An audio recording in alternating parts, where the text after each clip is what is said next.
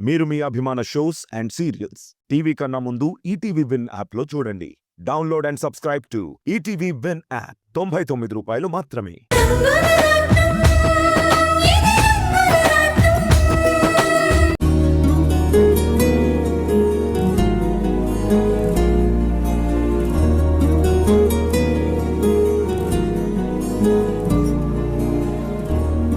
Dad, మామ ఇక్కడే ఉన్నారు. ఇదే కరెక్ట్ టైం. పద. నందిని, చెప్పింది గుర్తుంది కదా? నీ ఖర్చులకి నా ఖర్చులకి మొత్తం ఈ నెలలో 10 లక్షల దాకా నొక్కేశాం. జాగ్రత్తగా మేనేజ్ చేయాలి. అబ్బా, ఇన్నేళ్లుగా మనం చేస్తుంది అదే కదా. కమాన్ డాడ్.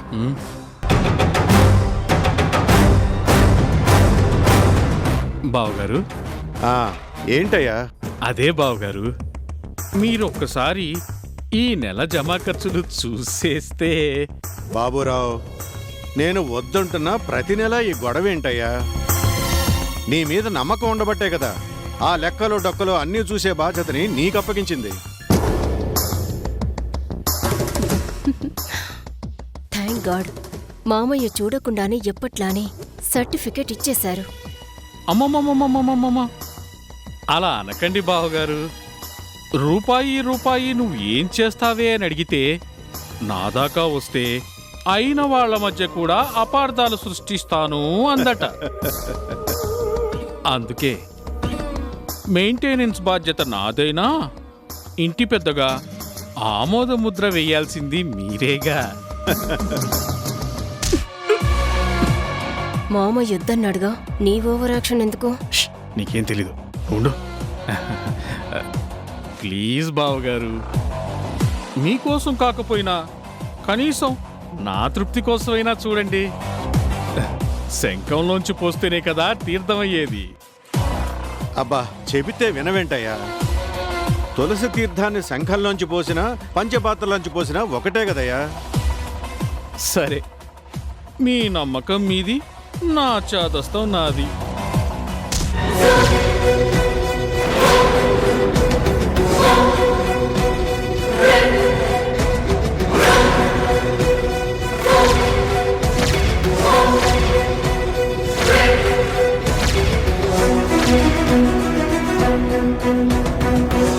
మాధవి, ఏంటమ్మాది? అదే మావయ్య, చూడమంటున్నారు కదా, ఆయన తృప్తి కోసమైనా ఒక్కసారి చూడండి. దానేమన్నా పరాయివాడామా? ఇన్నేళ్లలోనూ బాబురావు చిన్న తప్పు కూడా చేయలేదు. అంటే బాబాయ్ గారు శంకుతీర్థం అనే పెద్ద మాటని వాడారు కదా. చూడనుగాక చూడను అంటే పాపం ఆయన ఫీల్ అవుతారేమో. మీకు ఓపిక లేకపోతే నేను చూస్తాను.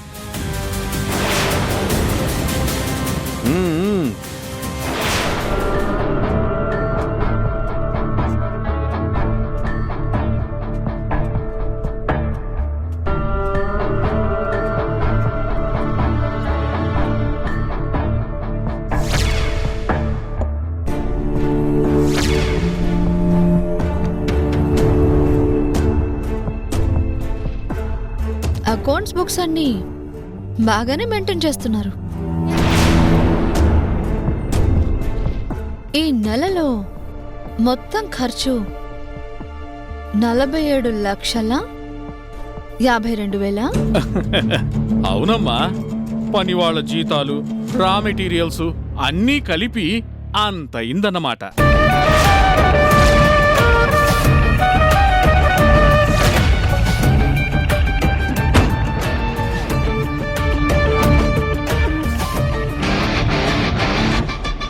అవును, ఈ 12 లక్షలు దేనికి?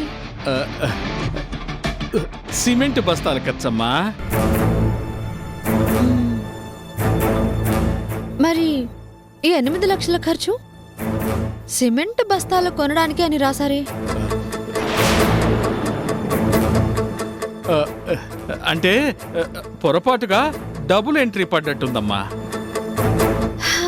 డబుల్ ఎంట్రీ అంటే అదే అమౌంట్ రిపీట్ కావాలి. ఫిగర్ ఎందుకు మారింది? ఆ,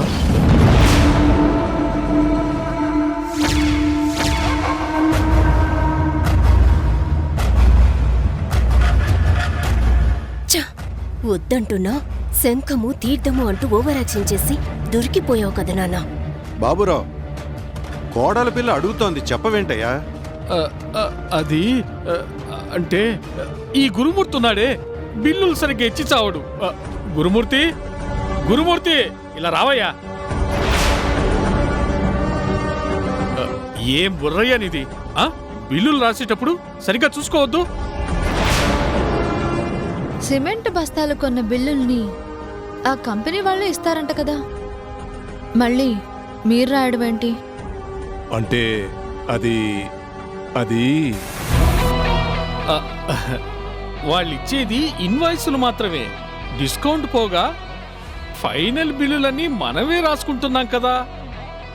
మావయ్య గారు, నాకు తెలిసినంత వరకు అకౌంట్స్ చాప్టర్లో an invoice is a document that records a transaction between a buyer and a seller which lists the services, price and the terms of payment అని ఉంటుంది. కరెక్ట్. ఈ మధ్య కొత్తగా ఏమైనా మార్చారా?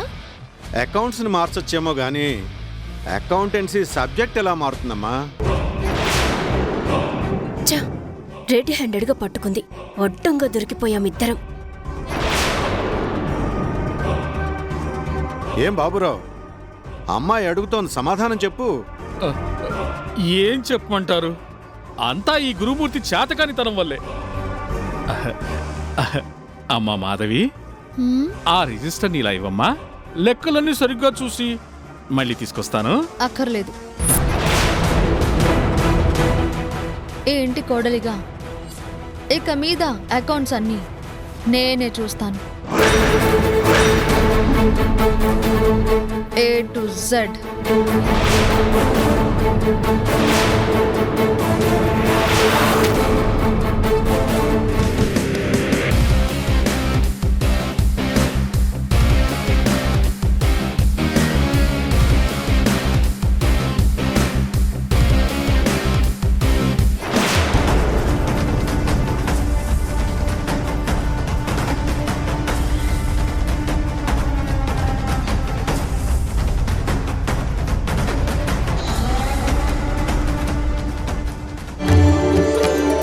వందే శంభుం ఉమాపతిం చురగురుం వందే జగత్కారణం వందే వందే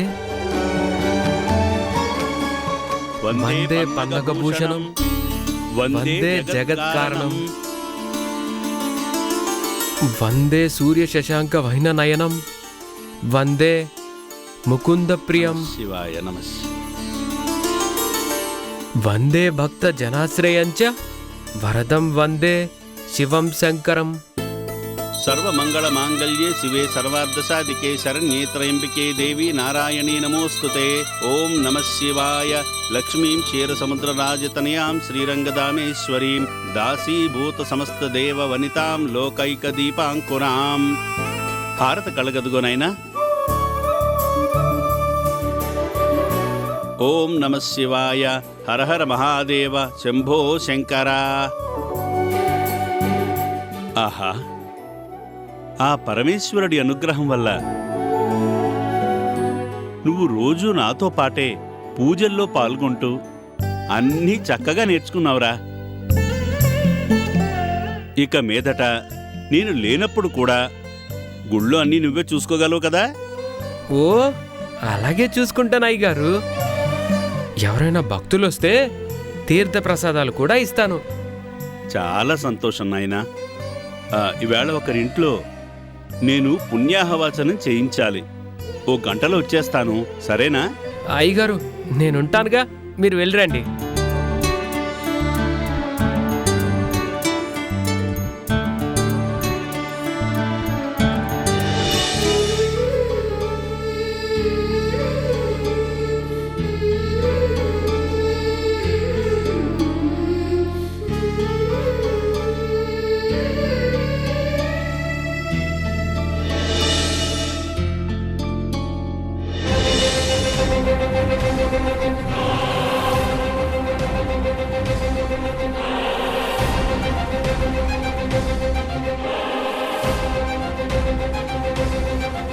పంతులు గారు,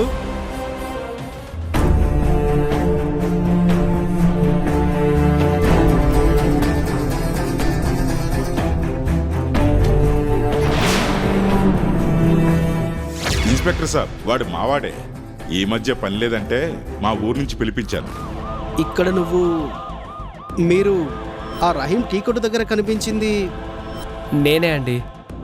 అక్కడ రహీం చాచాకి హెల్ప్ చేస్తాను, ఇక్కడ గుళ్ళో దేవుడికి పూజలు కూడా చేస్తాను.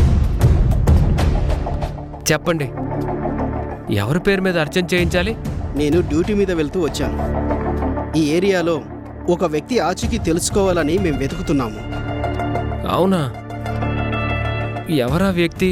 అతని పేరు రాధాకృష్ణ అని చెప్పారు. ఆ పేరు గల వ్యక్తి ఎవరైనా ఈ మధ్యన మీకు ఎక్కడైనా కనిపించారా?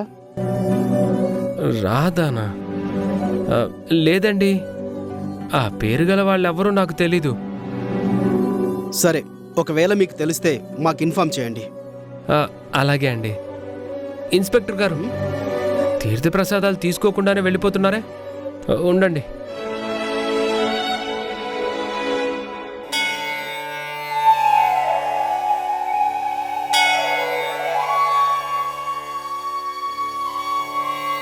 అకాల మృత్యుహరణం, సర్వవ్యాధి నివారణం, సమస్త పాపక్షేకరణం, శ్రీ పరమేశ్వర పాదోదకం పావనం శుభం.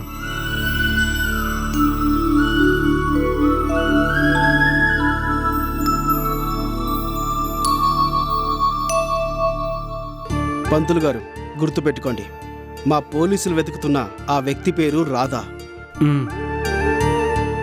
ఆ దేవుడి తీర్థప్రసాదాలు తీసుకున్నారు కదా, మీరు వెతికే మనిషి తప్పకుండా దొరుకుతాడులేండి.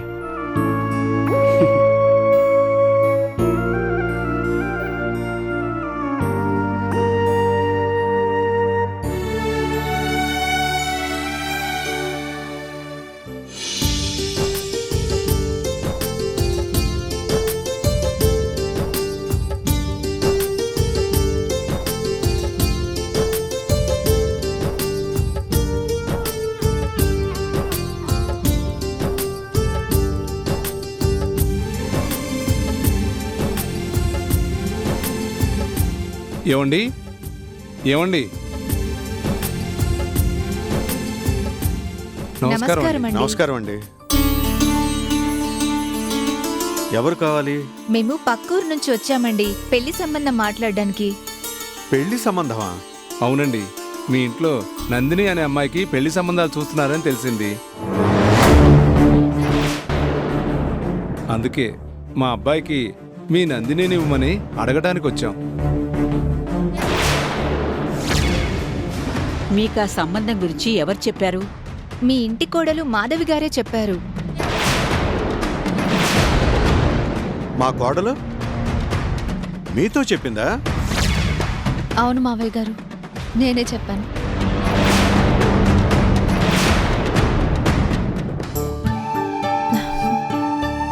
నందిని పెళ్ళిడికొచ్చింది. ఇంట్లో వయసొచ్చిన ఆడపిల్లని పెట్టుకుని నిమ్మకి నీరెత్తునట్టుగా ఉంటే బాబాయ్ గారికి చెడ్డ పేరు వస్తుంది కదా. అందుకే ఆయన పట్టించుకోవడం లేదని ఇక నేనే నడుం బిగించేశాను. ఓహో, మంచి పని చేశావమ్మా.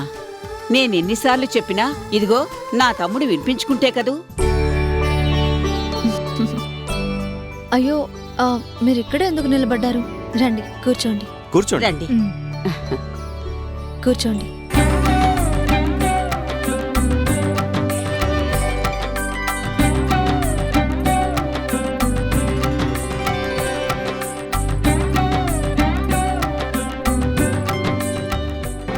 మాధవి, ఈ పెళ్లి సంబంధం గురించి నందినికి చెప్పకుండా పెళ్లివారిని పిలిపిస్తే దాని కోపం వస్తుందేమో.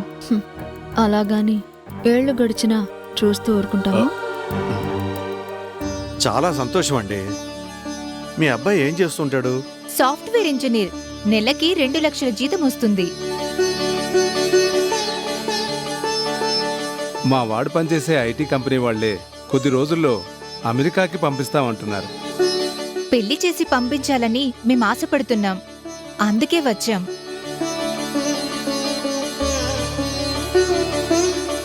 శుభం. కళ్యాణం వచ్చినా కక్కొచ్చినా ఆగదని అందుకే అంటారు. అమ్మా మాధవి, ఇంకెందుకు ఆలస్యం? నువ్వెళ్ళి నందినిని రెడీ చేసి తీసుకురా. ఏంటి తీసుకొచ్చేది? ఈ మాధవి కావాలని ఇరికిస్తుంది. హర్షాభావం తప్ప మరో మగాణ్ణి పెళ్లి చేసుకోను అని తెగేసి చెప్పిన నందిని ఇప్పుడు ఎంత గొడవ చేస్తుందో ఏంటో. ఏంటి బాబాయ్ గారు అలా కంగారు పడుతున్నారు? నందిని నాకు తోడబుట్టిన చెల్లెల్లాంటిది. ఈ శుభకార్యం మొత్తం నేనే నా చేతుల మీదుగా జరిపిస్తాను. మీరు ముహూర్తం టైంకి అక్షింతలు చల్లితే చాలు. మీ కోడలు మాధవి చాలా బాధ్యత కలదని విన్నాము. ఇప్పుడు కల్లారా చూస్తున్నాము. అవునండి, ఈ ఇంట్లో మా మాధవి మాటే మా అందరి మాట. మా కోడలు ఎప్పుడు ఏ పని చేసినా అది మా అందరి మంచి కోసమేనండి. అమ్మా మాధవి, వెళ్ళి నందిని తీసుకురమ్మా. అలాగే అత్తయ్య గారు.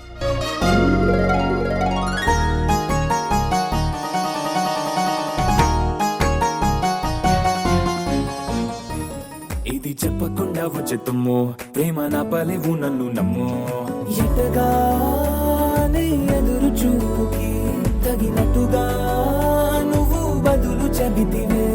అరి దేవుడా దాని తలో పటే పిల్లడాంట దగ్గరై నన్ను చేరదీస్తివే. బుట్ట బొమ్మ నన్ను చుట్టుకుంటివే. జిందగీకే అట్ట బొమ్మై జంట కట్టుకుంటివే. బుట్ట బొమ్మ నన్ను. అక్క, ఎందుకు ఆఫ్ చేసావు? ఎందుకో నీకే తెలుస్తుంది. రెడీ అయి కిందికి రా. రెడీ అవ్వాలా? దేనికి? మన ఇంటికి గెస్ట్లు వచ్చారు. నేను ఇంట్రడ్యూస్ చేయాలంటే ఇలా ఉంటే బాగుండదు. నాకు తెలియని గెస్ట్లా? ఎవరు? అబ్బా, నీ ప్రశ్నలు ఆపి ఈ చీర కట్టుకుని ముందు రెడీ అవ్వు. తీసుకో. రెడీ అయ్యిరా. ఎవరొచ్చింది? వాళ్ల కోసం నేను రెడీ అవ్వడం ఏంటి? మీ ఇల్లు, మీ పద్ధతులు అన్నీ మాకు బాగా నచ్చాయండి. ఇక లాంఛనమే. అయినా ఓసారి మీ అమ్మాయిని కూడా చూసేస్తే తాంబూలాలు పుచ్చుకోవచ్చు. ఏమంటారు? వీలైనంత తొందరలో పెళ్లి ముహూర్తం పెట్టించేద్దాం అంటాను.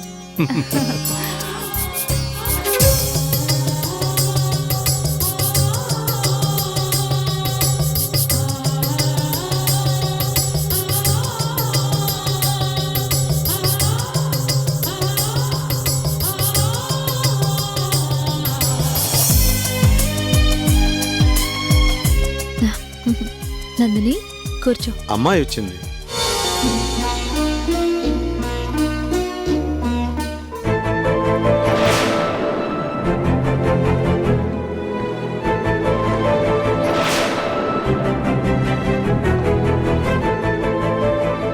ఏవండి, తనే మా నందిని.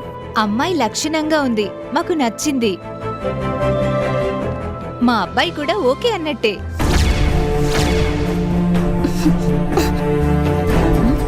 అక్క, ఏంటిది? ఏం జరుగుతోంది?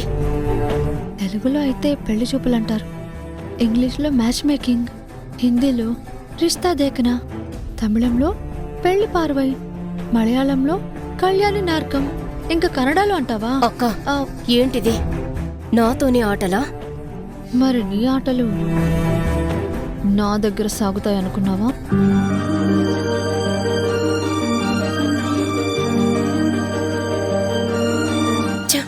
డాడీకి కొంచెం కూడా బుద్ధి లేదు. ఇదంతా నాకు ముందే చెప్పొచ్చు కదా. ఏంటి చెప్పేది? నోరు తెరిచే ఛాన్స్ను కూడా నాకు ఇస్తేగా. అమ్మాయి ఏదో అంటున్నట్టుంది. అబ్బే, ఏం లేదండి. అమ్మాయి నచ్చింది అని మీరనేసరికి ఎంతైనా ఆడపిల్ల కదా, సిగ్గుపడుతోంది.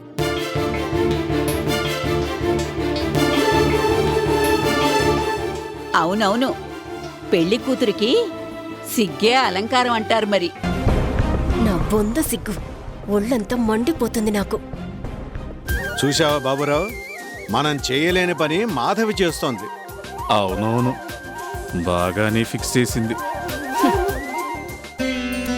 చూడండి, పెట్టుపోతల విషయంలో ఏ లోటు జరగనివ్వం. పెళ్లిని కూడా చాలా గ్రాండ్గా జరిపిద్దాం. ఓ తప్పకుండా. మా వాడికి ఇంత మంచి సంబంధం దొరుకుతుందని మేం కల్లో కూడా అనుకోలేదు. రాసి పెట్టుంటే అన్నీ వాటంతట అవే చకచకా జరిగిపోతాయండి. మాధవి, ఈ పుణ్యమంతా నీదేనమ్మా. అయ్యో అత్తయ్య, నందినికి పెళ్లి పట్టు చీరల కోసం మనం కంచికి వెళ్ళి సెలెక్ట్ చేయాలి.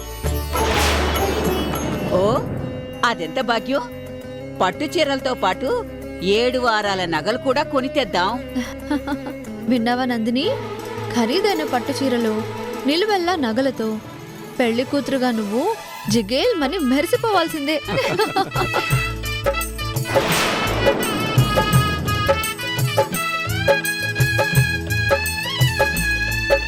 మా అబ్బాయితో మాట్లాడాక మీకు ఫోన్ చేస్తామండి. అలాగేనండి.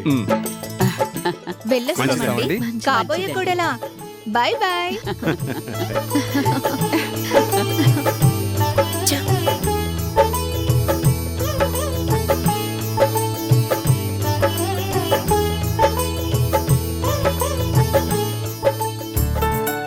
మావయ్య గారు, నిజంగా మన నందిని చాలా అదృష్టవంతురాలు కదా? అవునమ్మా, నిజంగానే చాలా మంచి సంబంధాన్ని తీసుకొచ్చావు. ఒరే తమ్ముడు, నువ్వు నీ కూతురు మాధవికి జన్మంతా రుణపడి ఉండాలి. అవునవును, నిజంగా మాధవి మా శ్రేయోభిలాషే. ఊరుకోండి బాబాయ్ గారు, నోరారా అక్క అని పిలిచే నందినికి నేను ఈ మాత్రం కూడా చేయకపోతే ఎలా?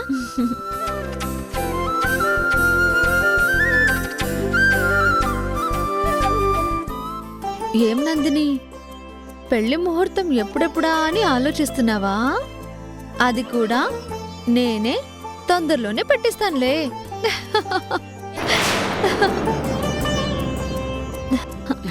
సిగ్గు.